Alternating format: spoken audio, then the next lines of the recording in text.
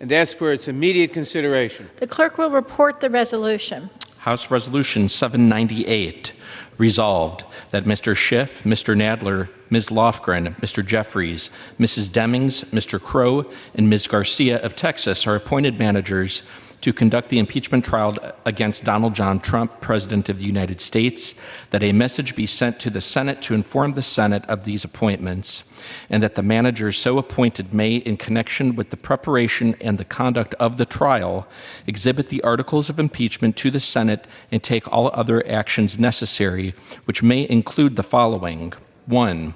Employing legal, clerical, and other necessary assistance and incurring such other expenses as may be necessary to be paid from amounts available to the Committee on the Judiciary under applicable expense resolutions or from the applicable accounts of the House of Representatives.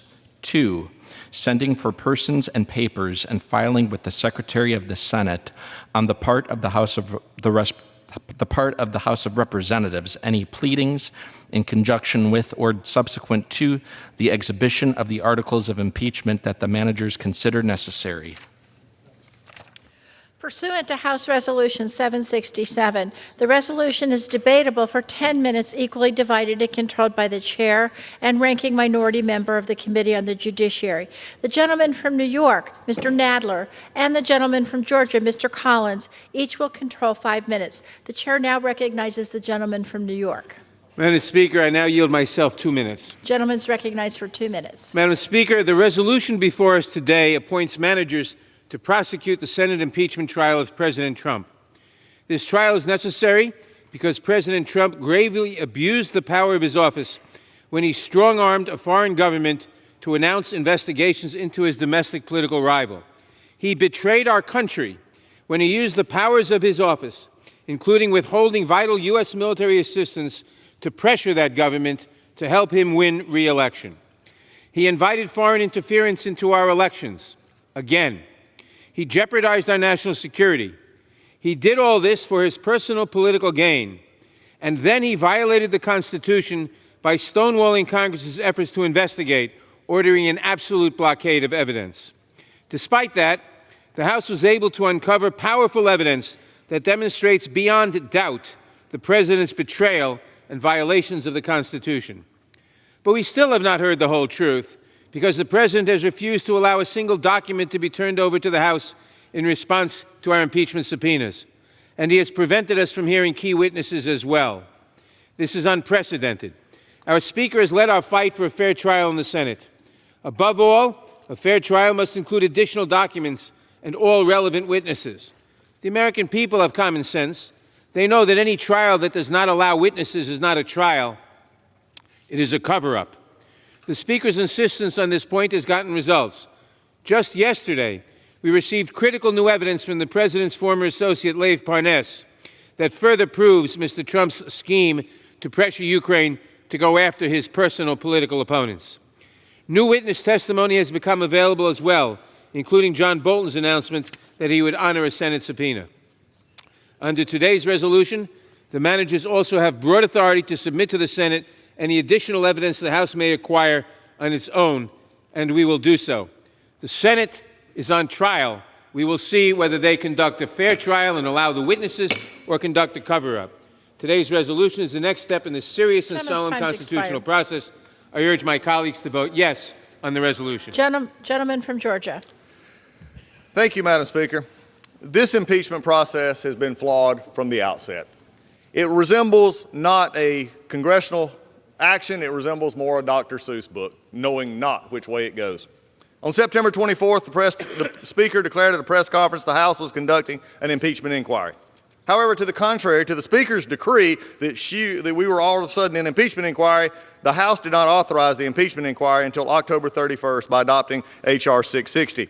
It is just said just a moment ago that the Speaker has been leading the fight for a fair trial in the Senate. I wish the Speaker had been leading for a fair hearing in the House instead of trashing our rules. For those 71 out of 78 days from the time it was announced at a press conference to the time we finished, the President was not permitted to participate in these meetings. Think about that, 71 days out of 78 in which we actually did something on impeachment. He was not presented to the ability to cross-examine fact witnesses, present counter-arguments, no due process at all in those 71 days. When presented with the opportunity when it came to the Judiciary Committee, instead of the Judiciary Committee stepping up and actually acting like the Judiciary Committee of the Committee of Impeachment, we punted. We had some law professors who already had their basic talking points. He could have cross-examined them. That would have done a lot of good. Then we could have had witnesses of staffers who testified. Again, a lot of good. Where were the fact witnesses? Instead of the rubber stamp that we were warned about 20 years ago by the current chairman, we became the rubber stamp. Democrats repeatedly violated House rules and blatantly abused the rules. They even wrote in H. 660, even to this day, we will pass this out in violation of H.S. 660. They used inflammatory rhetoric, haunting them because this is what they had to do. One Democrat said, I call for impeachment today because it's one heck of an emergency. Another said, we have a crime in progress. We have an emergency that our national election is going on right now. But my favorite in December, it's a crime spree in progress. Oh, the hyperbole just reeks in this room. When we understand this, if it was such an emergency, if there was in lieu to finding a 911 call, then why did we hold this for almost a month? Well, we've been told that it's to help a Senate fair trial. Be damned, the House, inappropriate process we had. But even though the process was bad, I'm going to go back and make sure the facts are, let's make sure the facts are here, because they still haven't changed. A phone call that was put out in a transcript in which no pressure was applied. There was no conditionality on anything given in that call or sense to do that. There was also nothing given by the Ukrainians to actually get this money that was released, by the way, before it was actually statutory deadline of September 31st. They did nothing. They got the money anyway. But the problem is they want the Senate to do their job for them. But that's not how it works. You see, the Speaker, and what I've heard today, even from folks giving 1 minute, Madam Speaker, is that this is all they wanted. It was a political impeachment. They have said he is impeached for life. This shows the true motivation, I believe, of the other side. It is their dislike for this president and the good work he is doing. So, Madam Speaker, before I reserve here for a moment, this has always been a political impeachment. Even today on the floor, the talk of the president being forever impeached and it's always being sustained forgets the Senate trial. I hope this ends, this political impeachment, and this body never sees it again. I reserve. Gentleman reserves. Gentleman from New York. I now yield 1 minute to the distinguished chairman of the Intelligence Committee, gentleman from California, Mr. Schiff. Gentleman's recognized for 1 minute.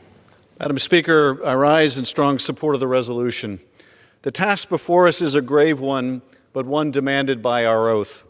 The impeachment inquiry undertaken by the House of Representatives found that President Donald J. Trump abused his power and sought to cover it up with an unprecedented campaign of obstruction. He withheld hundreds of millions of U.S. dollars in vital military aid to Ukraine, a close ally at war with Russia, and withheld a coveted White House meeting critical to the Ukrainian leader's international legitimacy until Ukraine would commit to help President Trump cheat in the next election. President Trump put his own personal interests above the national interests, above our national security, and if not stopped, he will do it again. For that reason, he was impeached, and for that reason, the House managers will take the case to the Senate and to the American people, because the appropriate remedy, indeed the only remedy, is the conviction and removal from office of President Donald Trump. I yield back. Gentleman from Georgia. Thank you, Madam Speaker. At this time, I yield 1 minute to the gentleman from California, Mr. McCarthy. The gentleman's recognized. Thank you, Madam Speaker. Back when this national nightmare began, Speaker Pelosi laid bare her intentions and purely partisan agenda. She told her caucus that they needed to strike while the iron is hot. This was always an exercise in raw partisan politics.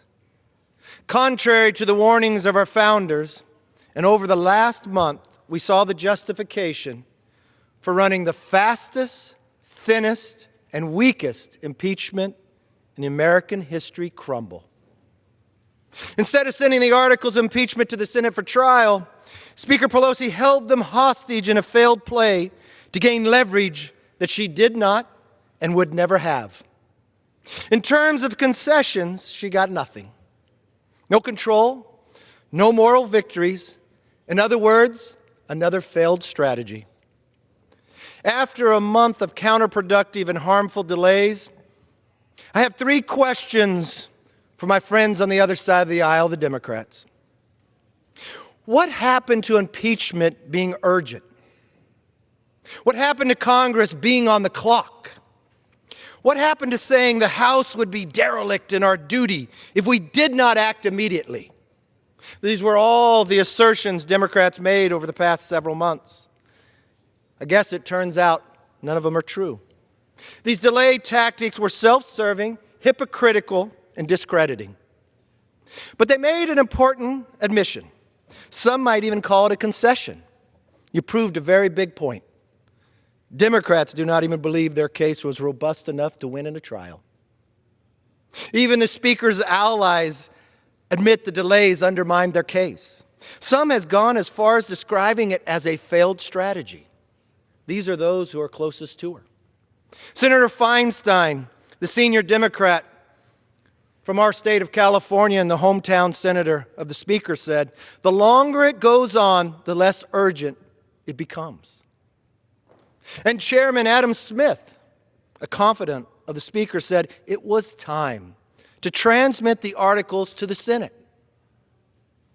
Before these statements were made last week, before the Senate Speaker relented, they are significant because they were public and they were honest. I'm disappointed these individuals did not have the courage to stand by their initial comments. If impeachment was truly as urgent as Democrats claimed, the majority should not have waited for the Speaker to choose a political convenient time. Anyone could have recognized this ploy would not work. The House and the Senate are different institutions, and at this point in time, controlled by different parties.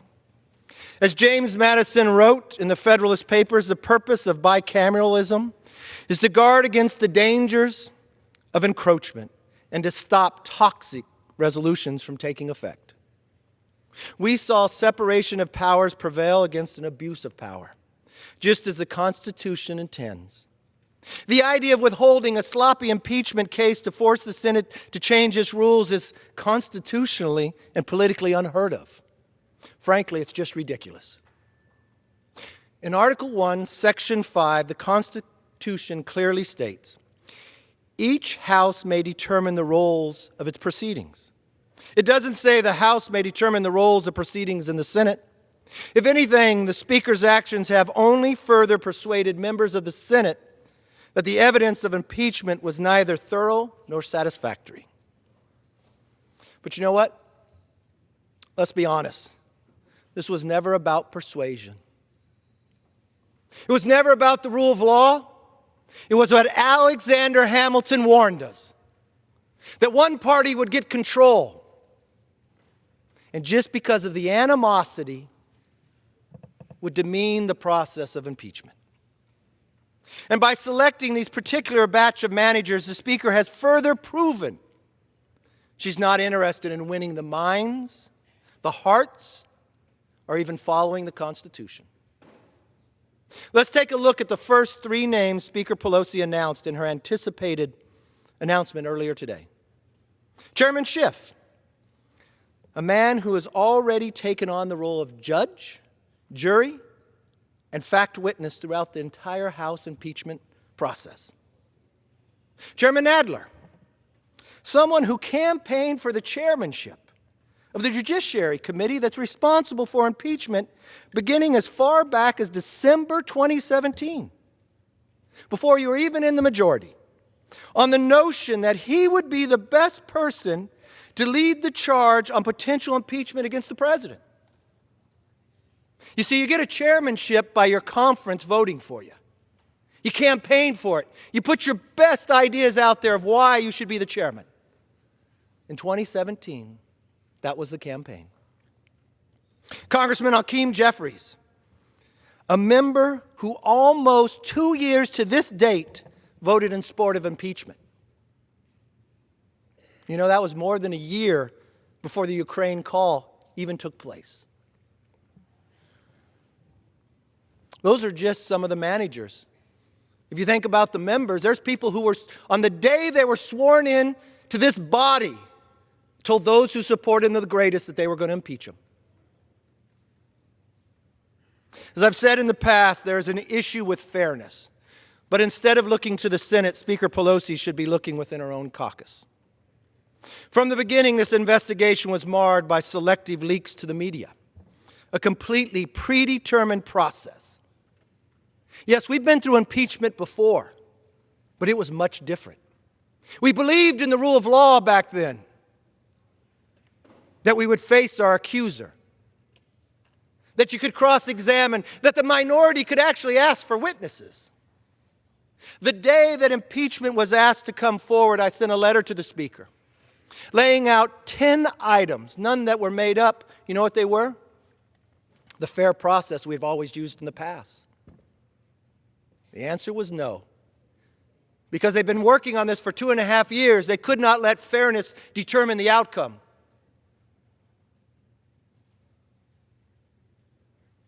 Any other prosecutor would be disbarred for such blatant bias, especially if that prosecutor was a fact witness in the case. The reason for this impeachment is the same reason it's taken Democrats 30 days to send the articles to the Senate. Just spite.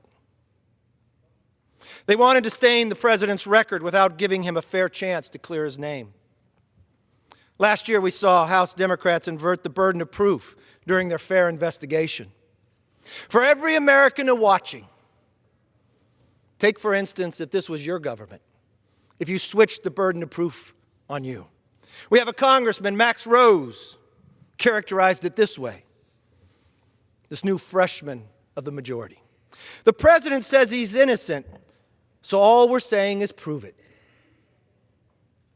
God forbid government accuses you of something as an average American, say you have to prove it. We just switched a fundamental belief as an American. But only in this house do we do that. This guilty and proven innocent mentality was an admission that impeachment was not about upholding justice or protecting the rule of law. Now Democrats have invented an even more destructive standard. You're guilty because they say so. Our founders feared this day. Alexander Hamilton warned us of this day. I had hoped this day would not come. I would hope those who uphold the Constitution would believe in the rule of law instead of the spite of the dislike of an individual.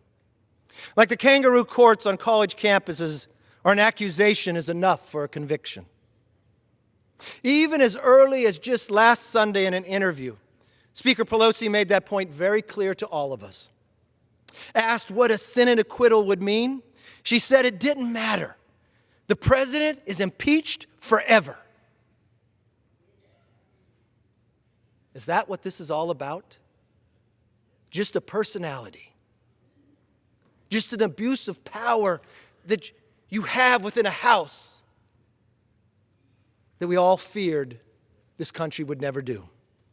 You could almost see on the speaker's smile as she spoke about this new standard how incredibly solemn she was.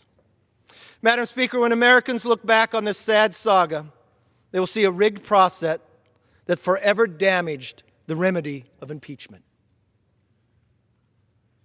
Speaker Pelosi got nothing from the Senate, but the American people got worse than nothing. They got stuck with the bill for a costly, never-ending investigation. The old saying that you get what you pay for does not apply here. Congress wasted time and millions of dollars on partisan impeachment. In return, taxpayers get nothing. Democrats' misaligned priorities have cost the people solutions that could have improved the quality of their life. There's no greater contrast than what we are doing right here today than what is happening at Pennsylvania Avenue. The president sitting down with another country of a leader and signing a trade agreement. Something people said we could never get done. To make this country stronger, to make America the next century ours. But what are we doing here?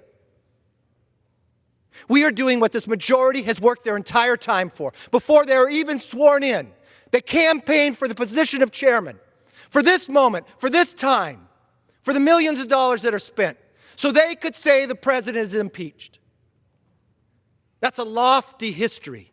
Those are lofty goals that you now have authored more subpoenas than you created laws. But thank God we got a president in the White House that does not sit back. Yes, he got the United States-Mexico-Canada trade agreement, our top two traders. He's sitting with a trade agreement with China today. But think about how much stronger his hand would have been had that agreement taken place earlier when he got it. No, it was held. Why? Because we were impeaching. That's an amazing agenda, but you promised people you would do it. This is not a moment this body should be proud of. If as Speaker Pelosi likes to say, impeachment is a national civics lesson, let's use this blunder as a teachable moment. I'll make this promise to the American public, because the day will come that the majority will switch. We will uphold the Constitution. We will listen to the words of Alexander Hamilton. And just because somebody else is in an office that we may not like, we will not change the rule of law. We'll not accuse them of breaking it and say they have to prove it. We believe America is more than a country. That America is an idea of the straightness that we, yes, would make students in Iran rise up for the freedom of what they know America to be. That the rule of law was so powerful. This is a moment in a civic lesson that we should learn. This is a moment that will teach our grandchildren that, yes, more than 200 years ago, the founders crafted an amazing country, but they warned us what abuse of power would look like. The sad part is we're witnessing it. What a contrast in a day and time. Moving forward, we must not redo these same mistakes in Congress. And my promise to you, if power was to change, the rule of law would come back. We'd have an agenda focused on people, not on politics. We'd have a voice that you're innocent until proven guilty. We would not abuse our power just for the sheer shake of politics to say you're impeached forever because I dislike you. We are better than this. It's a sad day. But the great thing about America, it will all change because the people have the voice. I yield back. Members are once again reminded to address their remarks to the chair. Gentleman from New York. Madam Speaker, I yield myself 1 minute. Gentleman's recognized for 1 minute. Madam Speaker, 2 points.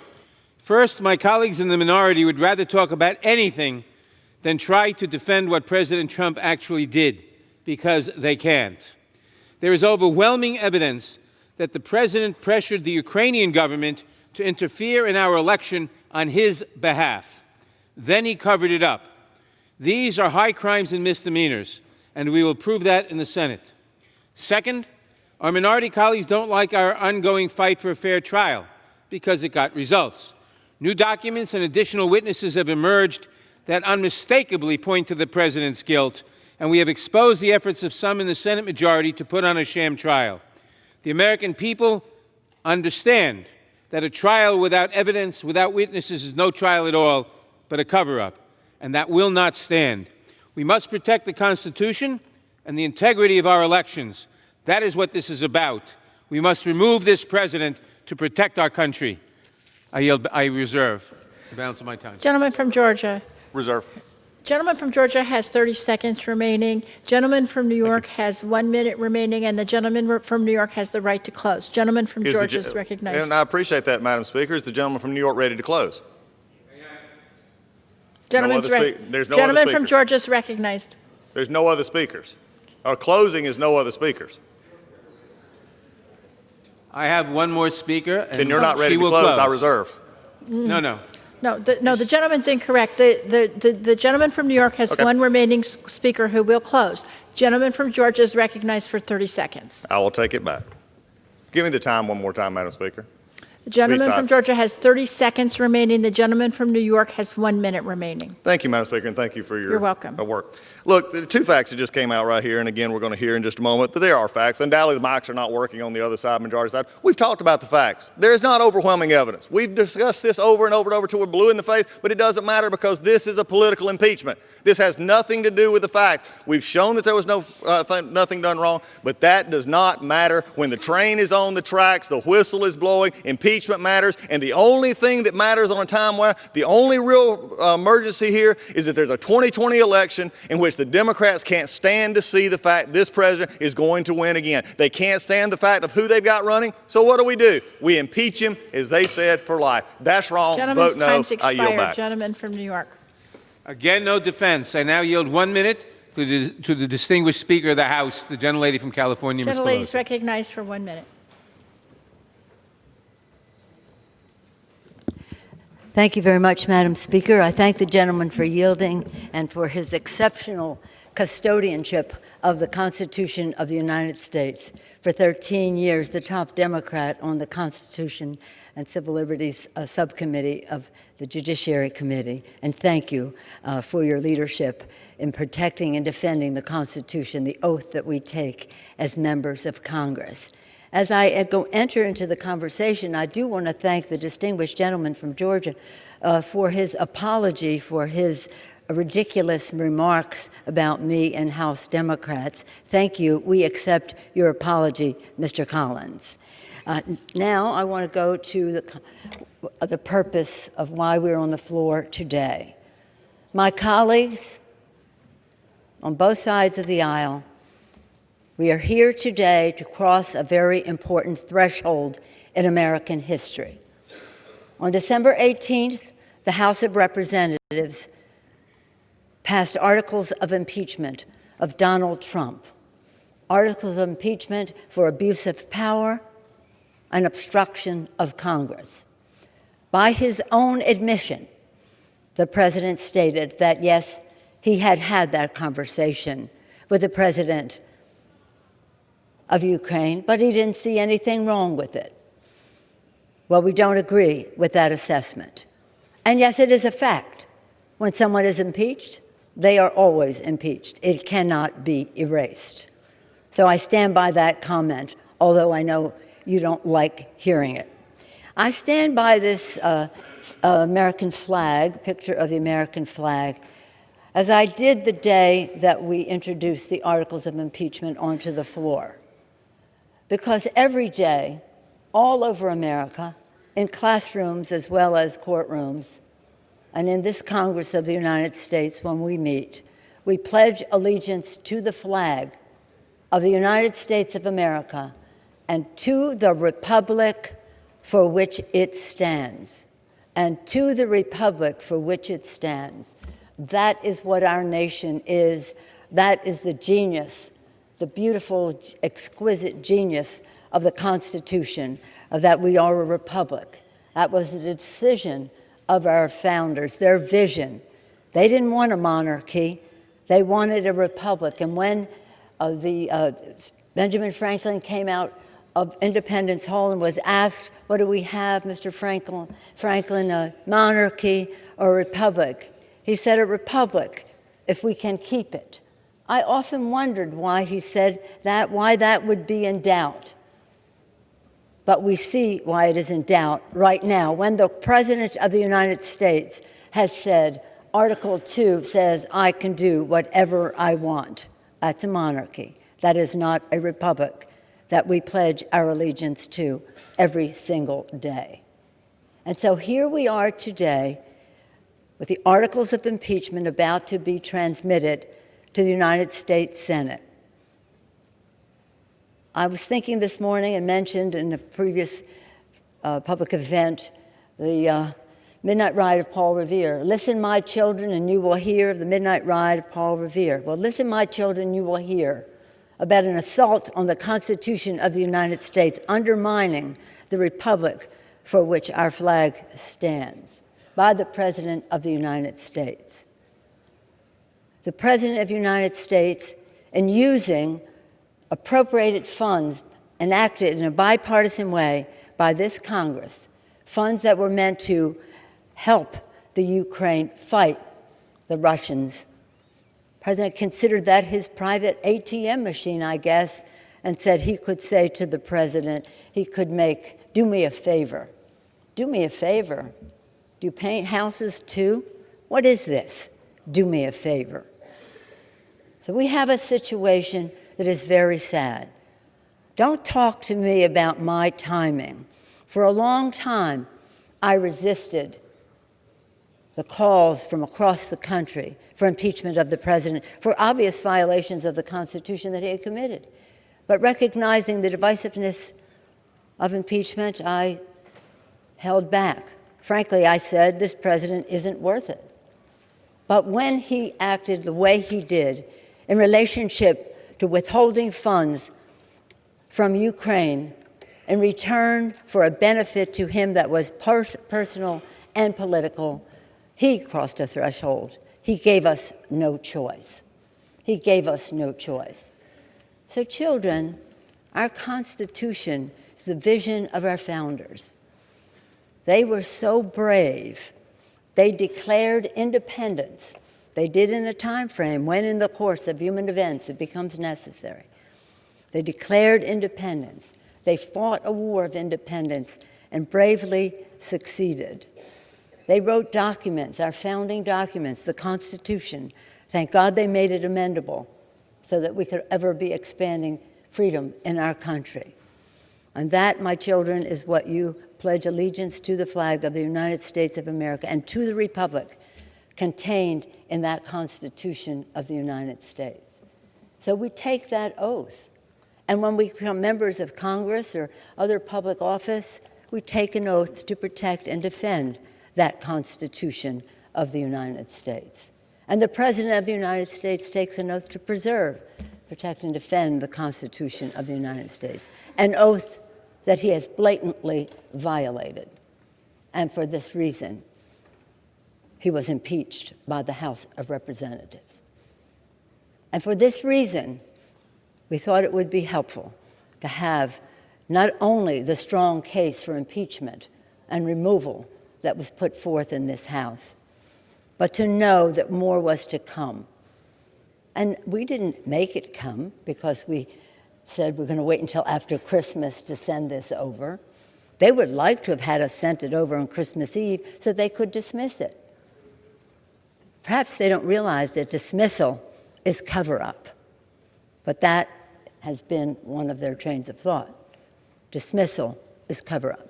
I was so disappointed the other day, last Friday, I guess Thursday, when the leader of the United States Senate, rather than strengthening the institution in which he serves, became subservient and said and signed on to a resolution that would dismiss charges. Dismiss.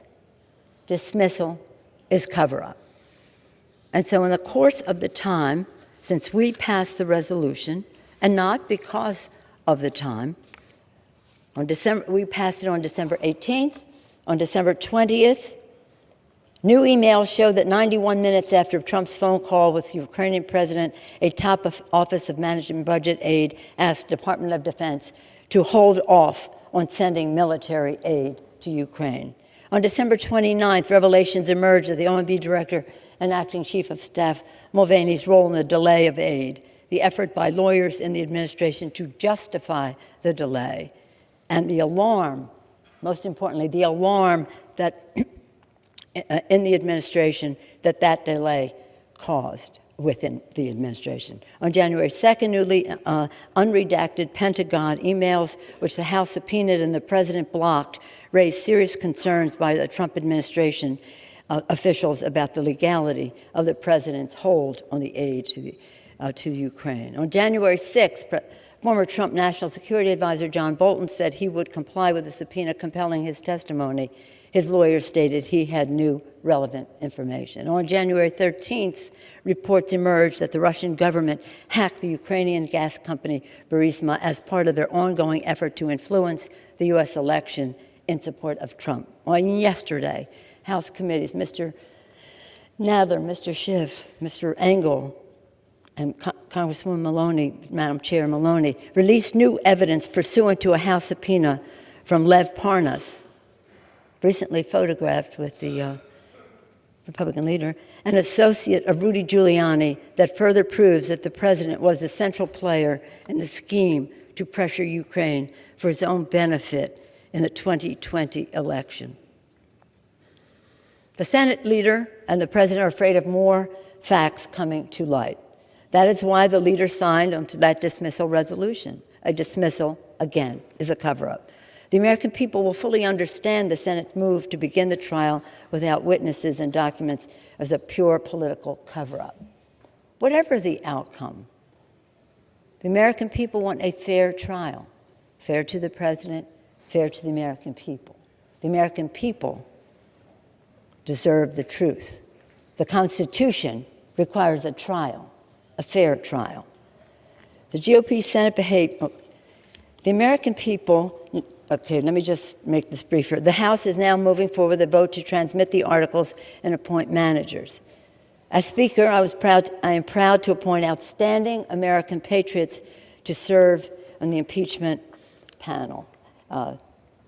Chairman Schiff, Chairman Nadler, Chairwoman Zoe Lofgren. This is her third impeachment as a staffer to a House Judiciary Committee member in the Nixon impeachment, as a member of the Judiciary Committee on the Clinton, and now as a House manager.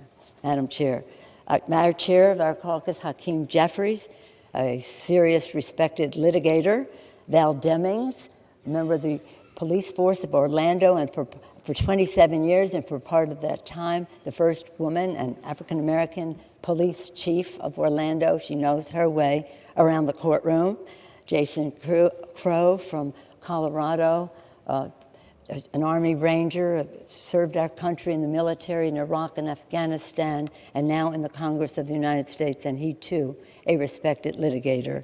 And Sylvia Garcia of Texas, a judge in a number of capacities in Texas, and a member of the Judiciary Committee. We're very honored that you have taken the responsibility, all of you, to bring the articles of impeachment over to the United States Senate with a case for the Constitution, a case for the Constitution. So back to the children, back to the children. We don't want this president or any president to ever violate the Constitution. It is very, very important that we see that that Constitution is central to who we are as a country. Our system of government, our Constitution, so valued, so respected, hopefully so honored by everyone who takes an oath of office to support and defend it. And when you see the Russians now hacking in Ukraine, it just came out yesterday or the day before, it just reminds me that I think most Americans would think that voters in America should decide who our president is, not Vladimir Putin in Russia deciding who our president is. I'm very concerned that in all of this, whether it's withholding funds for the Ukrainians, the Ukrainian government to fight the Russians, whether it's undermining our commitment to NATO, whether it's, again, making decisions of what happens in Syria vis-a-vis Turkey, favoring the Russians, that all roads lead to Russia. All roads lead to Putin. Well, some in the administration may think that's okay, I don't. But we do insist and wonder why this president and some in this Congress will not come to the defense of our electoral system by allowing that to happen, denying that it's happening, placing the blame elsewhere. This is as serious as it gets for any of us. Only the vote to declare war would be something more serious than this. We take it very seriously. It's not personal, it's not political, it's not partisan, it's patriotic. So again, I thank our distinguished managers for their courage, their dedication, for being willing to spend the time to do the job, to honor the oath that we take and honor the pledge that our children take, allegiance to the flag and to the republic for which it stands. With that, I urge a yes vote and yield back the balance of my time. All time for debate has expired. Pursuant to House Resolution 767, the previous question is ordered. The question is on the adoption of the resolution. All in favor say aye. Opposed, no. The ayes have it. The resolution is adopted. Gentleman from Georgia. I ask for a recorded vote. Does the gentleman ask for the yeas and nays? Yeas and nays. Yeas and nays are requested. Those favoring a vote by the yeas and nays will rise. A sufficient number having risen, the yeas and nays are ordered. Members will record their votes by electronic device, and pursuant to Clause 9 of Rule 20, this 15-minute vote on adoption of the resolution will be followed by a 5-minute vote on agreeing to the Speaker's approval of the journal, if ordered. This will be a 15-minute vote.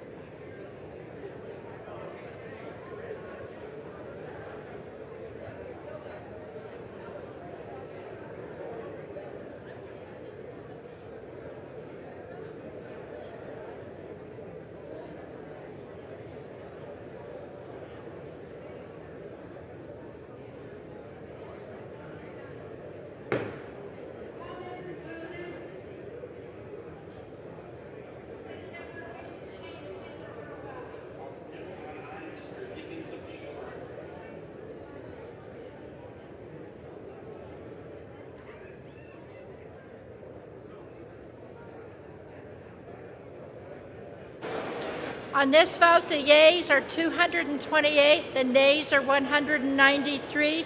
The resolution is adopted, and without objection, the motion to reconsider is laid on the table. Pursuant to Clause 8 of Rule 20, the unfinished business is the question on agreeing to the Speaker's approval of the journal, which the Chair will put de novo. The question is on agreeing to the Speaker's approval of the journal.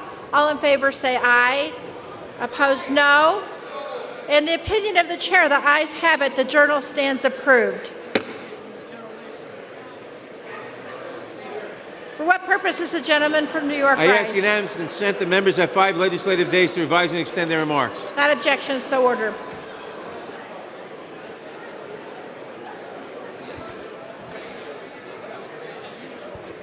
The Chair lays before the House a communication.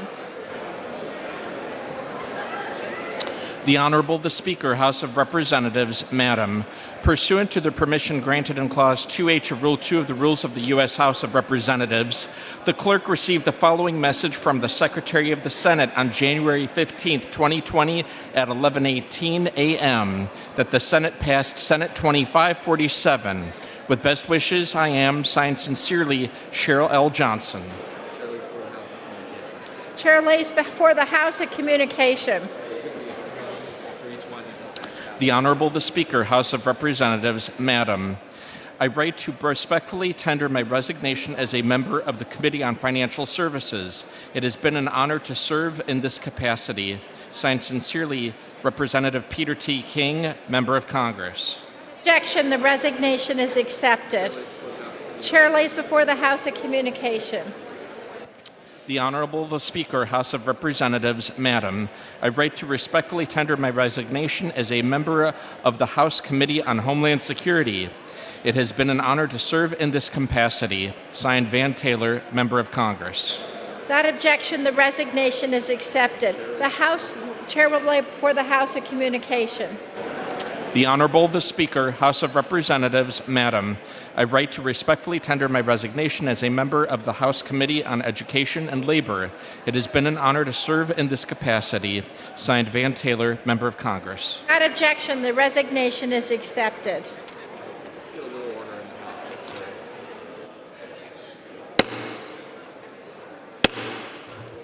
The House will come to order.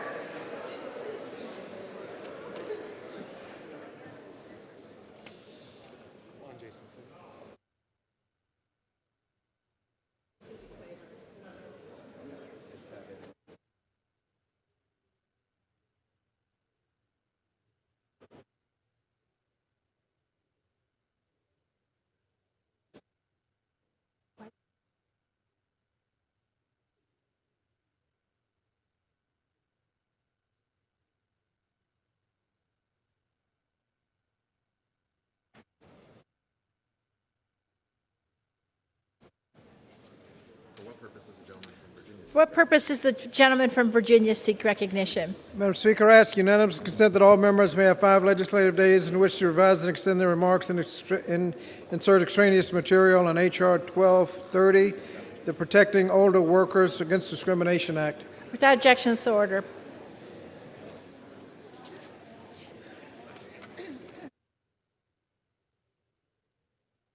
Pursuant to House Resolution 790 and Rule 18, the Chair declares the House and the Committee of the Whole House on the State of the Union for consideration of H.R. 1230. The Chair appoints the gentleman from Texas, Mr. Cuellar, to preside over the Committee of the Whole.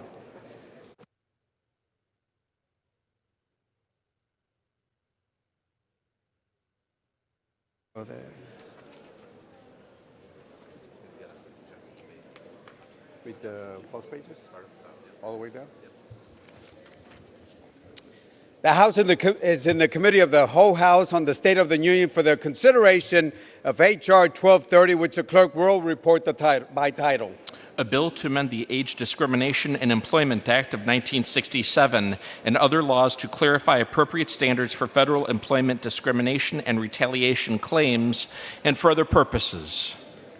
Pursuant to the rule, the bill is considered read for the first time. General debate shall be confined to the bill and shall not exceed 1 hour, equally divided and controlled by the chair and the ranking member. minority member of the Committee on Education and Labor. The gentleman from Virginia, Mr. Scott, and the gentlewoman from North Carolina, Ms. Fox, each will control 30 minutes. The chair now recognizes the gentleman from Virginia, Mr. Scott. Thank you, Mr. Chair, and I yield myself such time as I may consume. Gentleman is recognized. Thank you. I rise today in support of H.R. 1230, the Protecting Older Workers Against Discrimination Act, or PWADA.